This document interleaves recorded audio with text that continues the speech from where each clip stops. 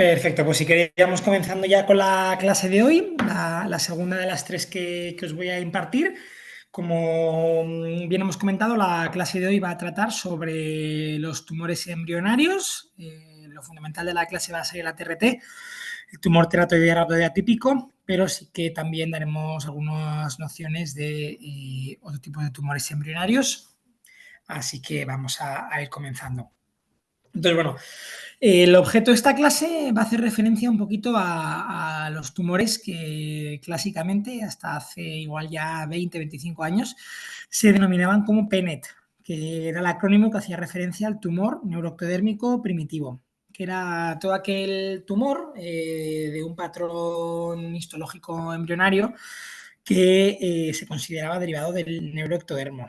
Estos tumores eran tumores del sistema nervioso central que afectan a niños de menos de 3, fundamentalmente, incluso 6 años, ¿de acuerdo? Y que sí que clásicamente se denominan de esta manera, pero sí que los diferentes avances en la medicina molecular han determinado la presencia de diversos subtipos, siendo entre los más comunes el ATRT, aunque también estaría el ETMR, el neuroblastoma del sistema nervioso central o los tumores de Cork. Globalmente se trata de tumores agresivos que van a afectar a niños pequeños, que van a precisar de un tratamiento multimodal, como veremos a lo largo de la clase, con cirugía amplia, con quimioterapia y radioterapia, siempre que la edad lo permita. Con todo esto, a mí siempre, como sabéis, me gusta comenzar las clases haciendo referencia un poquito a este esquema, ¿verdad?, sobre la clasificación de tumores cerebrales en base a su patrón de metilación, o su perfil de metilación, estudio del metiloma. Entonces, como bien encontramos aquí, los tumores embrionarios tienen una subclasificación en el cual se van a diferenciar los medulloblastomas, por un lado, que esa clase ya os la impartió Marta Pérez Somarriba, y estarían también los tumores ETMR, ATRT y aquellos neuroblastomas con reordenamiento FOXR2. Entonces, bueno, tenemos que tener en cuenta que, claro, la clase hace referencia a los tumores embrionarios. Como bien estamos comentando, el tumor embrionario más frecuente es el medulloblastoma, como sabéis, el tumor del sistema nervioso central maligno más frecuente en población pediátrica, pero sí que el resto de grupos de este tipo de tumor, de los tumores embrionarios, sí que habría otra clasificación, ¿verdad? Que aunque son más infrecuentes, sí que son tumores que pueden afectar, digamos, a un 2, 3, 5% de la población pediátrica, de los pacientes pediátricos, perdonad, con tumores cerebrales.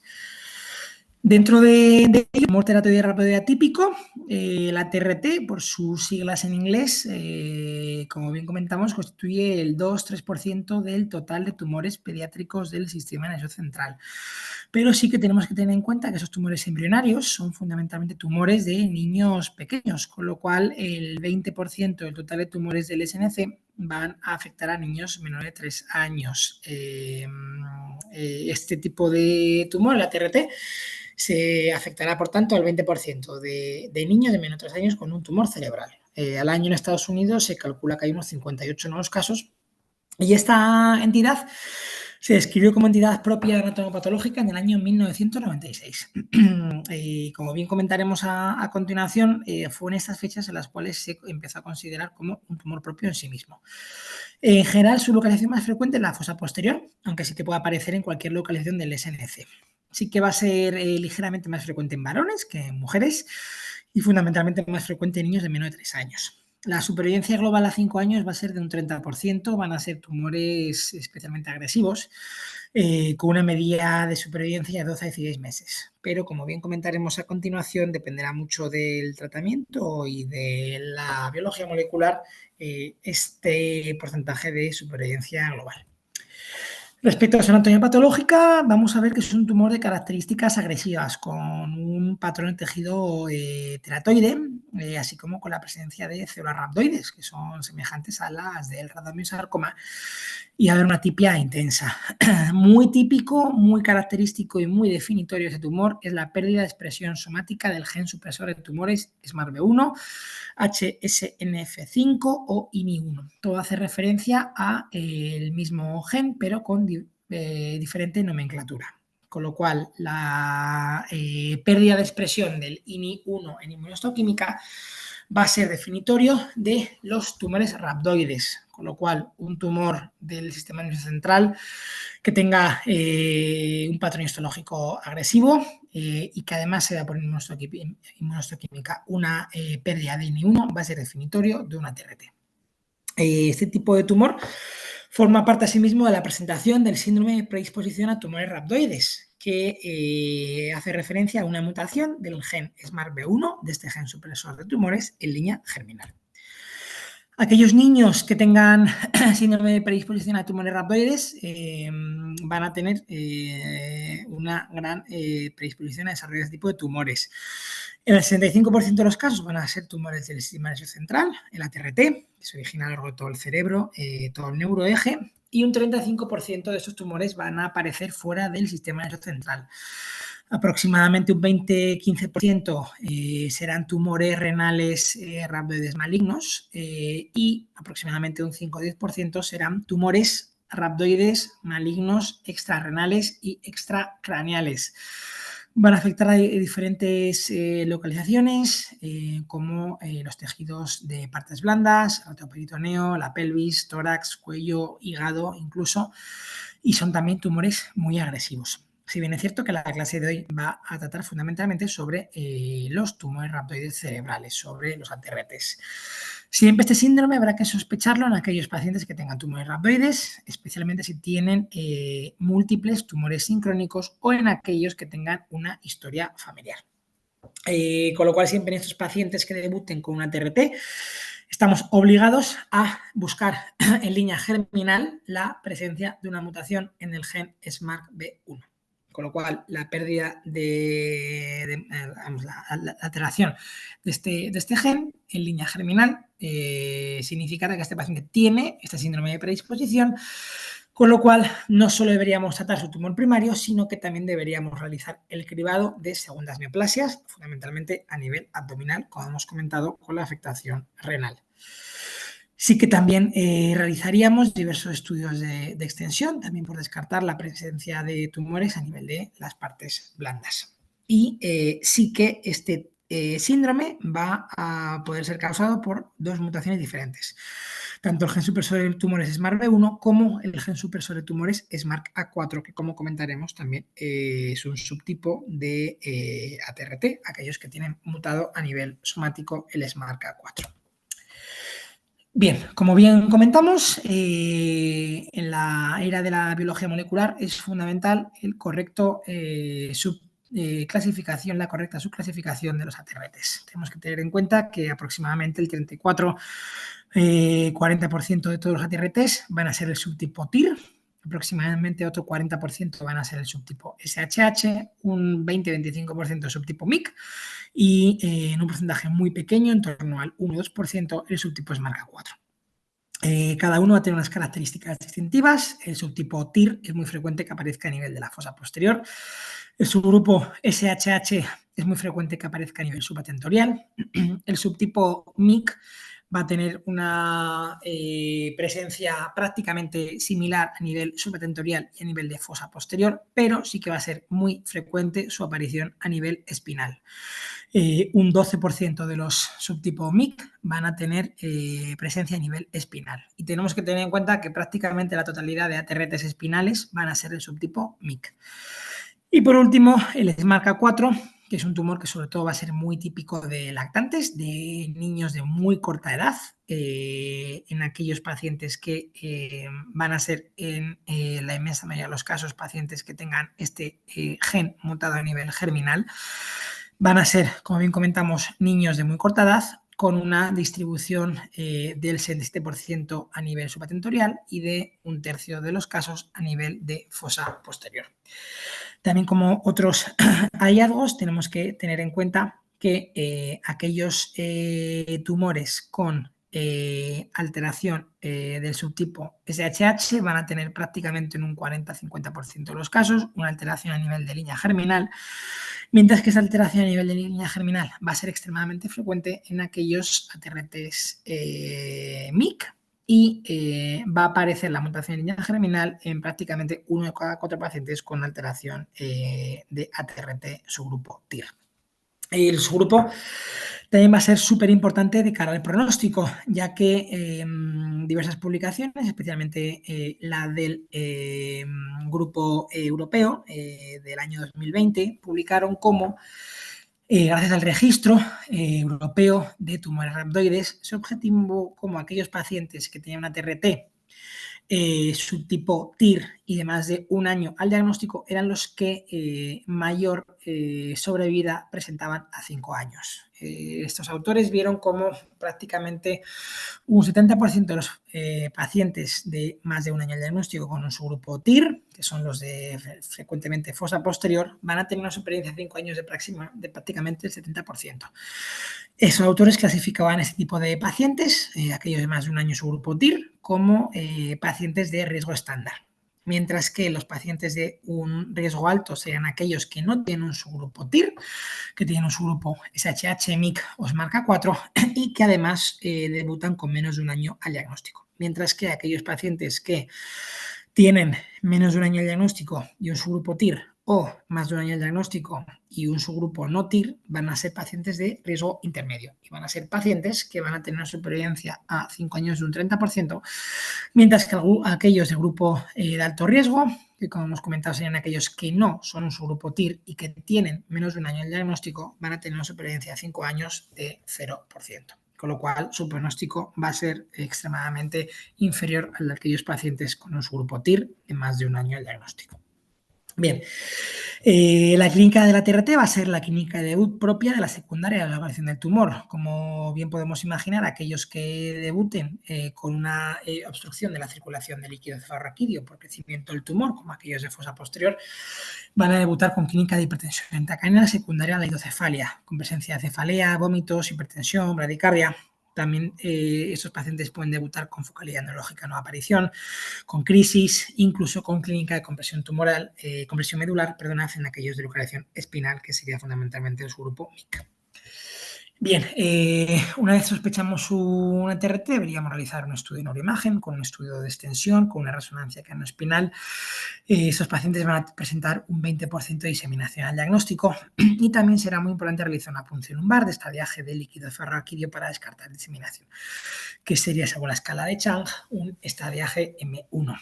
Si el paciente presenta citopenias al diagnóstico, también habría que realizar una biopsia o una aspirada médula ósea, ya que como tumor embrionario rhabdoide pueden debutar con infiltración de médula ósea al diagnóstico, con lo cual sería también importante en caso de citopenias realizarlo.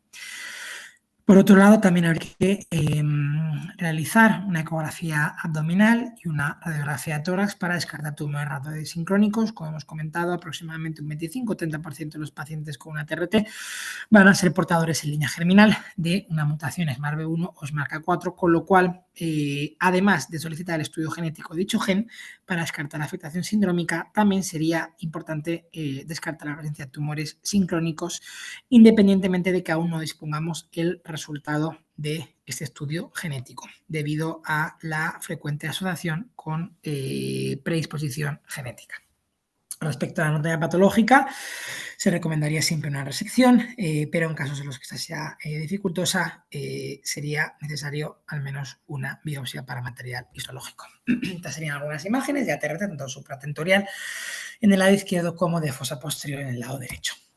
Respecto al tratamiento de la TRT, el manejo va a ser multimodal debido a su mal pronóstico. Como hemos comentado, si bien hay algunos subgrupos que su pronóstico puede ser un poquito mejor, en general el pronóstico es un pronóstico malo, son tumores agresivos. En general existe poca evidencia debido a la escasa casuística.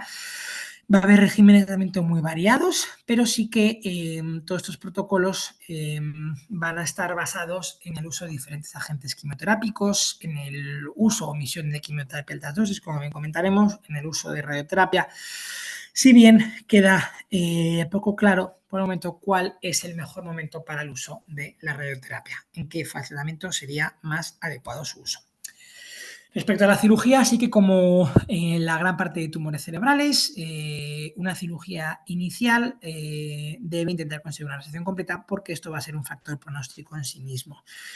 Pongo aquí dos artículos de dos publicaciones, una en el año 2004, en la cual sí que se refiere que a pesar de que hasta la fecha no se había comentado este tema en la literatura, sí que estos autores vieron que en su serie de pacientes vieron que la supervivencia libre de progresión para aquellos 20 pacientes que habían tenido una resección completa era de 14 meses, mientras que para aquellos que había sido una resección incompleta, la supervivencia libre de progresión era de únicamente 9 meses. Con lo cual, estos autores recomendaban realizar una cirugía máximamente completa que se pudiera, incluso intentando una segunda cirugía en aquellos casos que sea posible. También tenemos que tener en cuenta esta otra publicación, que también comentaremos más adelante, en el cual sí que ese trabajo del 2009, sí que también comentan cómo, igual que ya se había hablado sobre que la resección completa es un factor pronóstico, sí que estos autores vieron que aquellos pacientes que habían conseguido una remisión completa habían tenido de forma inicial una resección completa. Con lo cual, la resección máximamente completa posible va a ser un factor pronóstico y que va a permitir que esos pacientes consigan mantener una remisión completa a largo plazo. Si bien la cirugía, como en muchos tipos de tumores cerebrales, no va a ser curativa por sí misma, sino que van a requerir este tipo de pacientes de un tratamiento de consolidación según la edad, basados en esquemas de quimioterapia de inducción, acompañados de quimioterapias intraventriculares o intratecales o quimioterapia de alta dosis seguidos de rescate autólogo, radioterapia focal de consolidación, en ocasiones quimioterapia de mantenimiento y en ocasiones en aquellos pacientes con diseminación espinal, cráneoespinal diagnóstico, perdonad, requerirían también de radioterapia craneoespinal siempre que el paciente tenga al menos una edad superior a 3, 4 o 6 años. Respecto al papel de la quimioterapia en este tipo de tumores, ya los primeros estudios retrospectivos con series de casos demostraron que este era un tumor quimiosensible. Demostraron respuesta radiológica con el uso de quimioterapia. Sin embargo, la quimioterapia por sí sola no era capaz de curar si no se empleaban otros métodos de consolidación, como podía ser la quimioterapia de alta dosis o el acompañamiento con intratecales o con radioterapia. Esquemas iniciales publicados a finales de los años 90, basados en protocolos para tumores rápidos de partes blandas, para rhabdomyosarcomas para meningios, en los cuales, como bien conocemos en los rhabdomyosarcomas para meningios, se empleaba además de la quimioterapia el uso de intratecales como metroxato, citarabina, hidrocortisona, así como esquemas con radioterapia y quimioterapia concomitante, demostraron una supervivencia libre de progresión a 2 años del 53% y una supervivencia global a 2 años del 70%. El esquema que publicaron los compañeros del Hospital Dana-Farber vieron cómo el uso de esquemas basados en poliquimioterapia con doxorubicina, ciclosamida, cisplatino y etopósido concomitante con la radioterapia demostraron una mayor supervivencia respecto a estudios retrospectivos. Con lo cual, el papel de la quimioterapia se fue empleando en diversos protocolos de tratamientos. Ya en el estudio publicado en el año 2005, el estudio CCG 9921, con 28 pacientes con un diagnóstico de una TRT, que emplearon un esquema basado en vincristina, cisplatino, ciclosamida y etopósido versus un esquema con vincristina, carboplatino, ifosfamida y etopósido, vieron que si bien no había diferencias estadísticamente significativas entre un esquema u otro, pero sí que vieron una supervivencia libre de progresión a un año del 32% con el uso de quimioterapia, a 5 años un 14% y una supervivencia global a 5 años un 29%. Estos resultados fueron también, digamos que, refrendados por esta otra publicación del año 2014, que ya comentamos en la clase previa, lo relativo al ependimoma, ¿no? En este trabajo del Pediatric Oncology Group, el POG 923334, vieron que en este estudio que buscaba demostrar que se podía aumentar la supervivencia libre de eventos mediante el uso de quimioterapia intensiva para conseguir retrasar o evitar la radioterapia en niños de menos de 3 años con tumores cerebrales, vieron que el uso exclusivo de quimioterapia no era curativo en los pacientes con ATRT, ya que vieron que ninguno de esos 36 pacientes pudo sobrevivir con un esquema basado únicamente en la quimioterapia, ya que, aunque se vieron respuestas, la supervivencia media fue de únicamente 6,7 meses. Con lo cual, también ese trabajo nos habla sobre que, si bien algunos tumores como en el ependimoma, el uso de la quimioterapia puede permitir aumentar la supervivencia gracias a que retrasas el tiempo hasta recibir la radioterapia en pacientes de menos de 3 años, esto no es aplicable a tumores embrionarios agresivos como el ATRT, que además de la quimioterapia a dosis estándar, vas a requerir de otro tipo de tratamientos de consolidación para conseguir aumentar la supervivencia e incluso conseguir la curación. Con todo esto se comenzaron a desarrollar protocolos de tratamiento de ATRT basados en quimioterapia a altas dosis. El protocolo publicado por el grupo de trabajo del Sick Kids de Toronto, en Canadá, vieron cómo el uso de quimioterapia alta dosis sí que mejoraba el pronóstico. Vieron como aquellos pacientes que recibieron quimioterapia alta dosis con rescate autólogo de progenitores hematopoyéticos sí que mejoraba el pronóstico. La supervivencia global en aquellos pacientes que recibían quimioterapia alta dosis era a 2 años de prácticamente el 48%, mientras que en aquellos que no recibieron quimioterapia alta dosis era del 27%. Estas diferencias fueron estadísticamente significativas y estos pacientes que recibieron este esquema de tratamiento tuvieron una mediana supervivencia de 13,5 meses. Con todo esto, también estos resultados fueron también refrendados por este metaanálisis realizado por el grupo de Ohio, en el cual se vio cómo había una diferencia estadísticamente significativa en supervivencia global a 3 años en aquellos pacientes que recibían quimioterapia alta dosis respecto a aquellos que no lo recibieron. Con lo cual, también podemos ver cómo el uso de la quimioterapia alta dosis en el ATRT va a mejorar el pronóstico de estos pacientes, con lo cual va a ser un pilar fundamental en su tratamiento.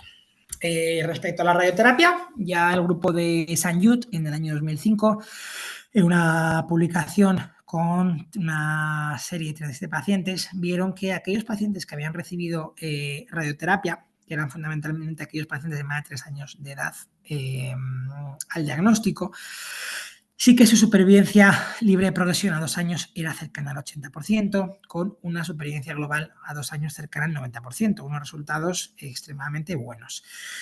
Y esto además era comparativamente diferente, había una diferencia estadísticamente significativa respecto a aquellos niños de menos de 3 años que no se administró radioterapia por la edad, en el cual la supervivencia libre de eventos era de únicamente el 11% a 2 años, con una supervivencia global a 2 años de únicamente el 17%.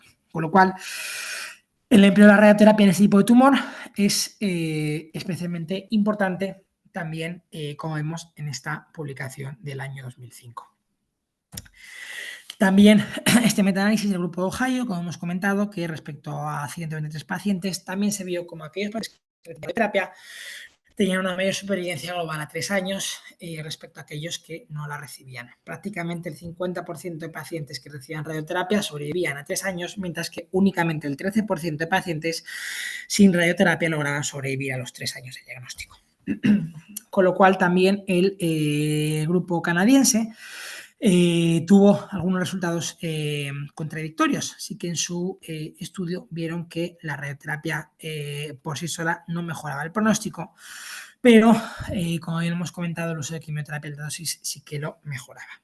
Si bien es cierto que el estudio del grupo europeo, de la serie europea del EURAP, con casi 80 pacientes, vieron que aquellos pacientes que habían recibido radioterapia, el 45% sobrevivieron versus únicamente un 9% que no recibieron. Como bien hemos comentado antes, el ATRT es un tumor que no va a ser curable únicamente con quimioterapia, con lo cual va a precisar también del uso de la radioterapia. Sí que vieron también en este grupo, en el grupo europeo, que aquellos pacientes que recibieron quimioterapia alta dosis sobrevivieron el 39% versus aquellos que no la recibieron, que sobrevivieron únicamente el 27%. Estos hallazgos, como bien hemos comentado, este manejo multimodal basado en una quimioterapia a dosis estándar, en una quimioterapia alta dosis y en una radioterapia, fueron también estudiados con un manejo multimodal y secuencial en el estudio ACNS 0333 del grupo americano. Ese trabajo vio cómo esos pacientes iban a seguir el siguiente protocolo, iban a tener una cirugía inicial, se iba a realizar un estadiaje, se iban a reclutar a estos pacientes en el estudio y que después de una revisión centralizada de la anatomía patológica y del tejido iban a recibir 2 ciclos de quimioterapia de inducción basados en metronidazol, vincristina, toposio, ciclofosfamida y cisplatino, y posteriormente iban a recibir la movilización de progenitores hematopoieticos y en función del estadiaje al diagnóstico y la localización iban a pasar a consolidación y a radioterapia. Aquellos pacientes que no tenían enfermedad residual y tenían menos de 6 meses al diagnóstico o menos de 12 meses en aquellos supratentoriales y que tuvieran enfermedad metastásica, en caso de que la enfermedad fuera resecable, se iban a someter a una segunda cirugía. En caso de que no, o que ya hubiesen tenido una segunda cirugía, iban a ir a la consolidación con 3 trasplantes autólogos basados en esquema carboplatino-tiotepa y posteriormente iban a ir a radioterapia según el estadiaje de la enfermedad. En aquellos que no tenían enfermedad diseminada iban a recibir únicamente radioterapia focal y en aquellos que sí que tenían diseminación iban a recibir radioterapia canoespinal. De forma similar pero inversa, aquellos pacientes con una edad al diagnóstico de más de 6 meses en aquellos infratentoriales o de más de 12 meses en aquellos supratentoriales iban a ir directamente a radioterapia focal, en el cual esos pacientes iban a ir posteriormente a trasplante autólogo con 3 trasplantes con carboplatino y tiotepa.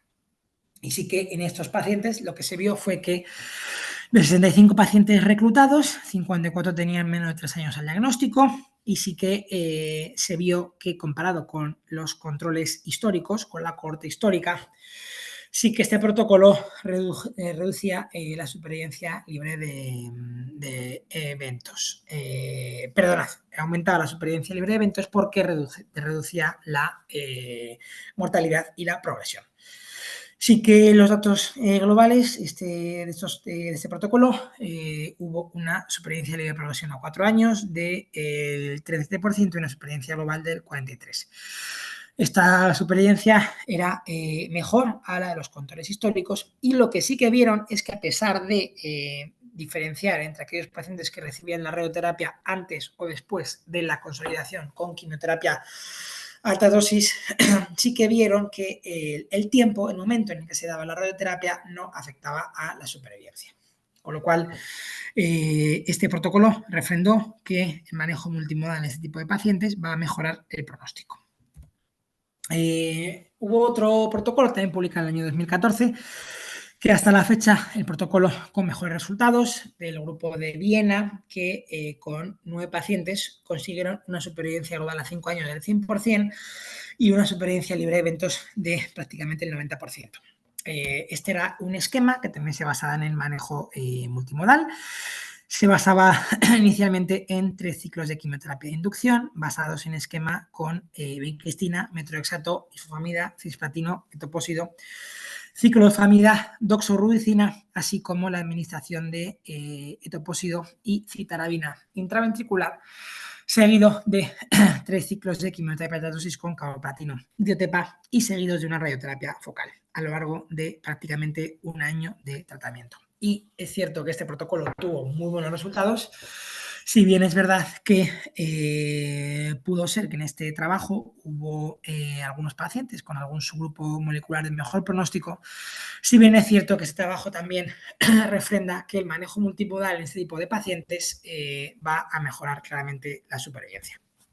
Con lo cual, actualmente en España también hemos estado siguiendo el protocolo del grupo de trabajo de SickKids basado en el protocolo americano COG 99703 que es un poquito similar también al reciente protocolo americano y austríaco que hemos comentado, ¿no? Los pacientes, después de tener una cirugía inicial, se realizaba una punción lumbar de este viaje y iban a 3 ciclos de quimioterapia de inducción con vincristina, cisplatino, ciclofamida, etoposído y punción lumbar para la administración de citarabina e hidrocortisona intratecal.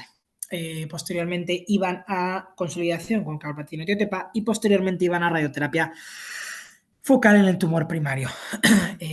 Y posteriormente sí que este grupo de trabajo, el grupo canadiense, ha incluido un tratamiento de mantenimiento con isotretinoína, tamoxifeno y topotecan intratecal hasta completar 12 ciclos de mantenimiento.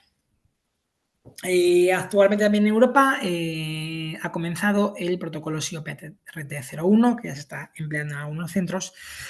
Este protocolo va a randomizar en 3 cohortes.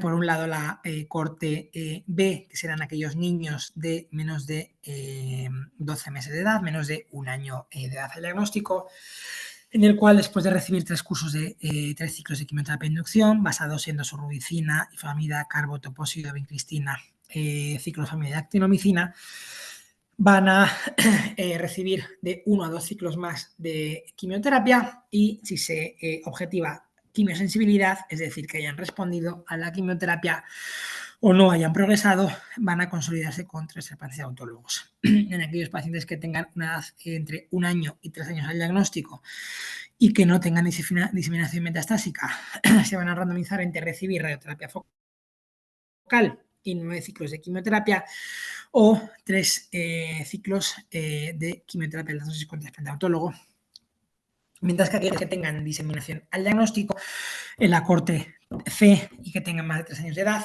van a ir directamente a una radioterapia quenoespinal. Respecto al otro apartado de la clase, que serían los otros tumores embrionarios, vamos a centrarnos en el ETMR, en el tumor embrionario con rosetas multicapa. Va a tener unas características similares a la TRT, pero va a ser un tumor menos frecuente. A nivel histológico va a ser característico la alta expresión de proteína LIM28A, que es también un oncogen, y va a presentar diversos patrones histológicos, que sería sobre todo el subtipo con abundante neuropilo o el embrioblastoma. Este tumor, el ETMR, va a ser fundamentalmente supratentorial, el 70% de los casos, si bien también en un 30% de los casos puede ser infatentorial y es extremadamente infrecuente la presencia de tumores espinales. La edad del diagnóstico va a ser también de pacientes lactantes de menos de 3 años, va a ser muy infrecuente que estos pacientes tengan más de 3 años y extremadamente infrecuente, prácticamente muy improbable que tengan más de 5 o 6 años al diagnóstico.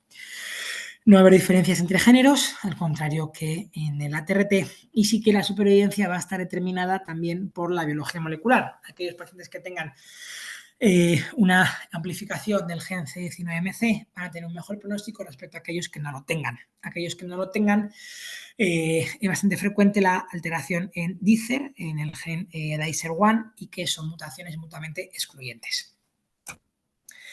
También estos pacientes sería conveniente descartar el diagnóstico en aquellos que tengan la presencia de gen DICER1 mutado a nivel somático del síndrome DICER1, que también va a ser un síndrome de predisposición a tumores. Va a ser frecuente la presencia de blastoma pleuropulmonar, de piñoblastoma, de algunos tipos de sarcomas cerebrales primarios, y de también algunas otras condiciones como alteraciones tumorales a nivel de los ovarios, también a nivel gastrointestinal, a nivel renal, como en forma cístico o el sarcoma anaplásico del tumor, o incluso radiomesarcoma embrionario o sarcoma paratesticular. La radiología también va a ser bastante típica. Estos tumores van a ser frecuentemente mamelonados con la aparición de este patrón quístico y van a ser tumores de muy rápido crecimiento y van a ser tumores muy agresivos. Respecto al ETMR, a pesar de que es un tumor más infrecuente que la TRT, también las publicaciones que tenemos a nivel retrospectivo también afirman que el tratamiento multimodal va a ser muy importante. Así que esta primera publicación publicada en The Lancet sí que se vio como ya en el año 2021 que de 159 pacientes con un diagnóstico molecular confirmado de TMR, la mayoría no tuvieron diseminación al diagnóstico, 75% de los pacientes aproximadamente. El 55% de los pacientes eran tumores subatentoriales, mientras que el 45% de pacientes se encontraban en otra localización. La presencia de amplificaciones en C19MC se encontraba en el 91% de los pacientes y en aquellos que se inició un tratamiento con intención curativa, la supervivencia libre de eventos a 6 meses era de un 57% y a 2 años el 31%. La supervivencia global iba a ser a 2 años del 29% y a 4 años del 27%. La supervivencia global mejoraba en aquellos pacientes que tuvieran enfermedad localizada al diagnóstico y que no tuvieran una localización de troncolencéfalo, que es una localización relativamente frecuente en este tipo de tumores.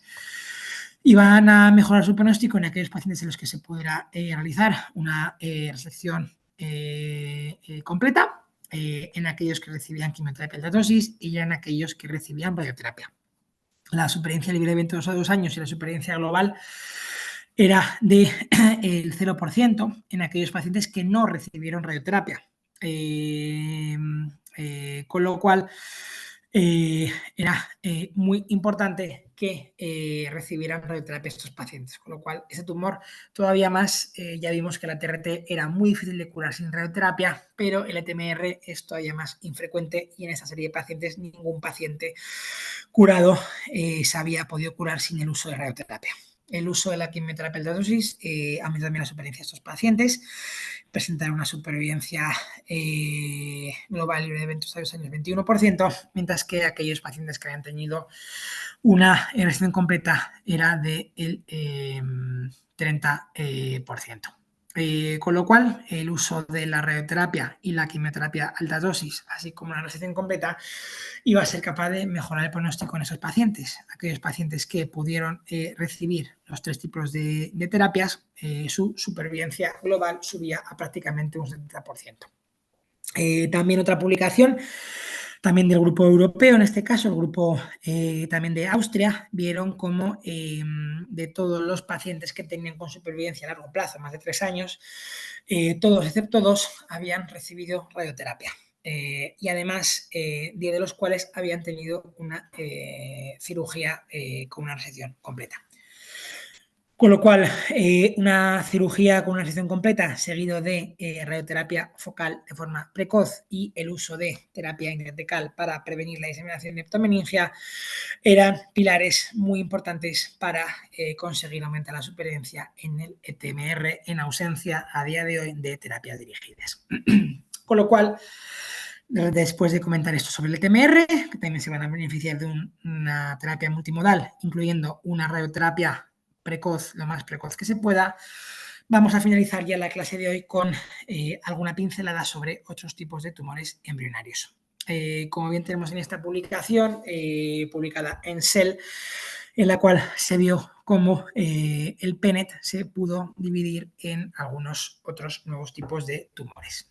Inicialmente vamos a hablar sobre el neuroblastoma con activación FOXR2, que como bien comentamos siempre no tiene nada que ver con el neuroblastoma abdominal, con el neuroblastoma que deriva del sistema nervioso autónomo, ¿vale? El sistema nervioso autónomo no tiene nada que ver con este tipo de tumor que es primario del sistema nervioso central y que se caracteriza por la activación del gen FOXR2.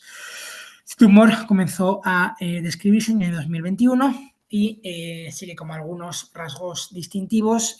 Podemos decir que son tumores fundamentalmente subatentoriales al diagnóstico. Prácticamente el 100% de los pacientes van a tener afectación localizada subatentorial y en general van a tener un mejor pronóstico que el resto de tumores embrionarios. Van a ser tumores que, si bien va a ser difícil conseguir una resección completa al diagnóstico debido a su gran tamaño, sí que van a ser tumores que van a responder en general muy bien a los tratamientos. Van a ser tumores especialmente quimiosensibles y especialmente radiosensibles. Con lo cual, su pronóstico va a ser especialmente mejor al del resto de tumores embrionarios. Y también para finalizar, también para describiros un poquito los tumores con esta duplicación interna en tándem del gen BCOR. Van a ser tumores que, como bien podéis conocer, es también frecuente la duplicación interna en tándem del gen BCOR a nivel renal. Es frecuente la presencia de sarcomas renales BCOR y también sarcomas de partes blandas BCOR, con lo cual son tumores que a día de hoy todavía son más desconocidos que los tumores embrionarios. Son tumores que también se han empezado a describir en los últimos 3 años y que en general son tumores que también pueden ser relativamente agresivos y también se van a beneficiar de un tratamiento multimodal. Con lo cual, para ya finalizar esta clase, podemos afirmar que el resto de tumores embrionarios existe todavía muy poca evidencia sobre su tratamiento debido a la escasa casuística, lo cual va a dificultar la realización de ensayos clínicos aleatorizados para encontrar su mejor tratamiento. Así que, al igual que la TRT y el ETMR, van a requerir un manejo multimodal en el cual la máxima resección segura, acompañada de quimioterapia de inducción, la quimioterapia de alta dosis y la radioterapia focal, parecen también ser claves en su tratamiento. Con lo cual, esto sería un poquito todo por la clase de hoy. Así que muchísimas gracias por vuestra atención. En principio, si queréis, podéis hacer alguna pregunta, bien por micrófono o bien por el chat, y cualquier cosita, si no, nos podéis ir comentando.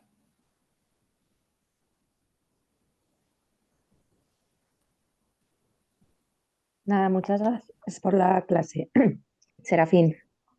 Muchas gracias también a ti por tu atención, Miriam. Un placer. Yo creo que nos veremos en enero por el Niño Jesús, que voy ahí a hacer la Ah, rotación de justo. sierras. Así que Pues nos coincidiremos justo en la unidad, así que encantado. sí, sí, sí. ¿Vale? Genial. Muchas Así que nada, gracias. pues un placer. La clase queda también grabada, ya sabéis. Así que voy a finalizar ya la